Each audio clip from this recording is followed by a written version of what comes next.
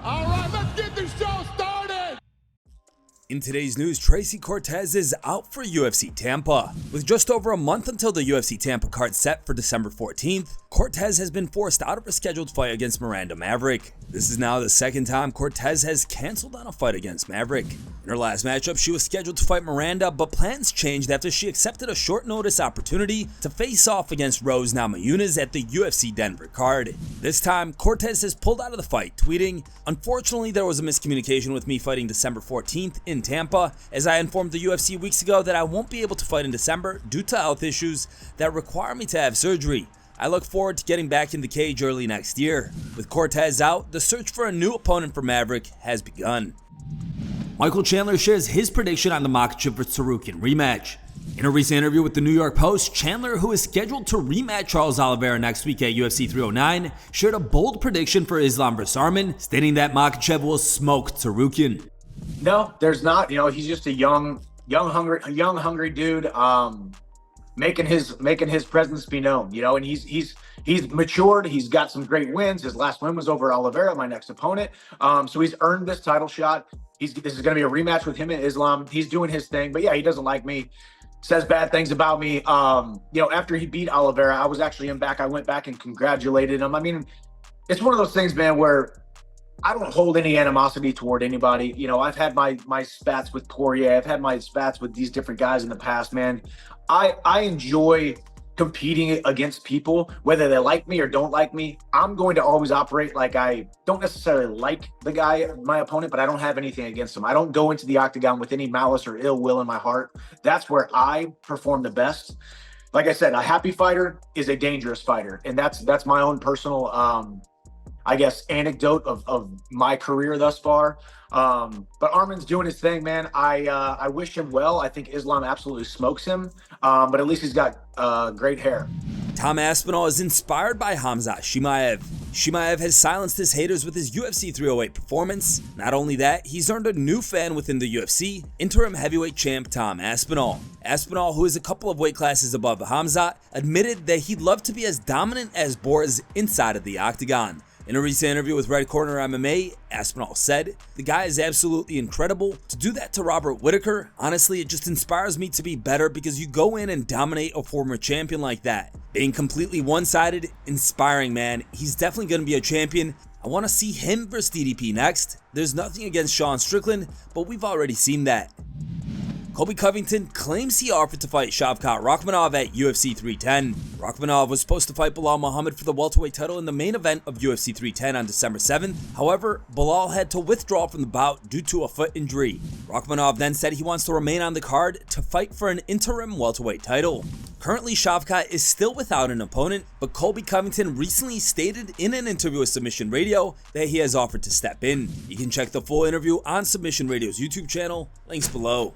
I offered. I told the UFC that, you know, I was willing to step up to the plate, and, you know, I would love to save the show and put on a good show for the fans. You know, they pay their hard-earned money for, you know, big mega fights. You know, they need a mega fight. That's not a mega fight. You know, they need someone who's going to put asses in seats and entertain people. So, you know, I was excited. I wanted the fight, and I asked for it, but I think they have other plans. I can walk him down and pressure him, and he's not going to like my pressure. He doesn't do very well with southpaws. We saw how he did with the bus boy, Jeff Neal. So that was a very competitive fight. So, you know, he hasn't fought a top contender yet. He's fought some gatekeepers of the division, some guys right on the cusp of the top 10, but he's never fought a champion like me and a guy who's just going to come at him for 5 straight rounds and just walk him down. So I think I match up well with him. He stands very tall. I don't know. I don't see anything special with him. You know, he has some good submissions. He's slick, but that's when he can control the wrestling. He's not going to control the wrestling on me. So, you know, I think I can beat him pretty easily, and I think it's a favorable fight, and it's a fight that I want in the future, whether he wins or loses, you know, in December.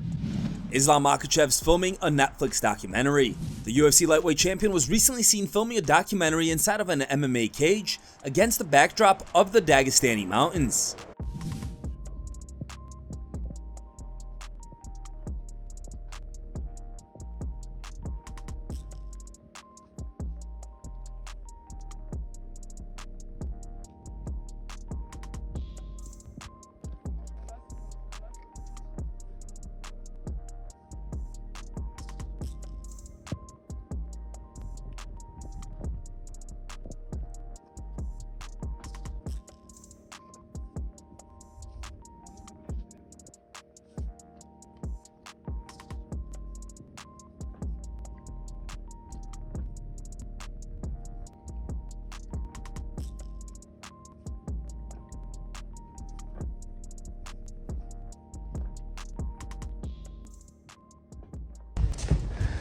Так, вот сюда.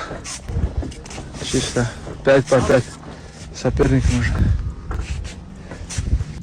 Daniel Cormier reveals the one time Khabib Nurmagomedov got really mad at him. In a recent upload to his YouTube channel, Cormier shared the story of when Khabib got mad at him for shaking Conor McGregor's hand. New details emerge on Conor McGregor's alleged case. A woman who has taken legal action against Conor McGregor for alleged sexual assault recently detailed her story in front of a judge and jury. Former hair colorist Nikita Hand has accused McGregor of assaulting her in the penthouse suite of the Beacon Hotel in Dublin on February 9, 2018. Speaking before the members of the court, Nikita recalled the experience, saying, "I just remember him being behind me and I think I was sitting on the bed. He put his arm around my neck and choked me 3 times. I just froze and I couldn't move and I couldn't breathe. I looked at the bedpost and was thinking about my daughter. I kept thinking I was going to die and I was never going to see my daughter again. He pinned me down to the bed and pressed his whole body weight on top of me so that I couldn't breathe. I couldn't move or breathe. The more I tried to get away and struggle, the more he liked it."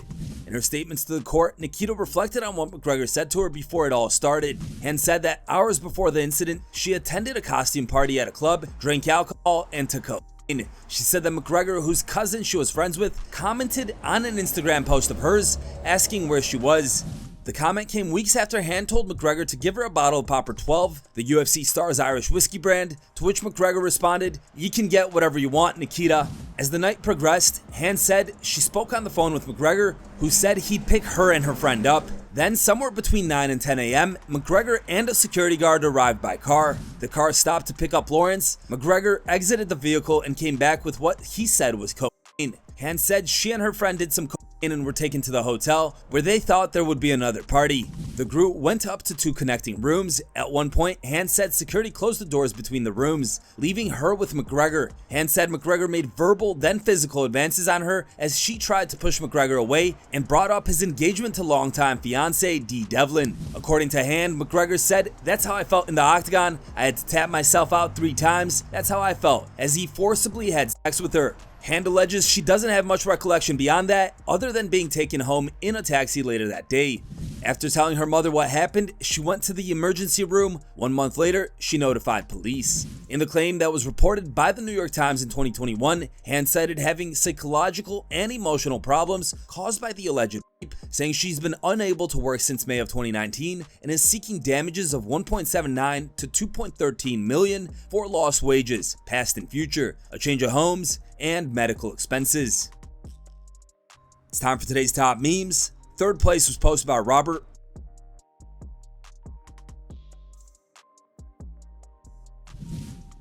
Second place was posted by Jedi Goodman.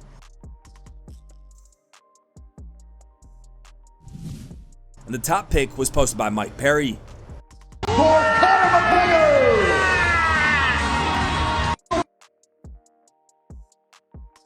Thanks for watching. If you like the content, smash that like button and don't forget to subscribe to stay in the talk.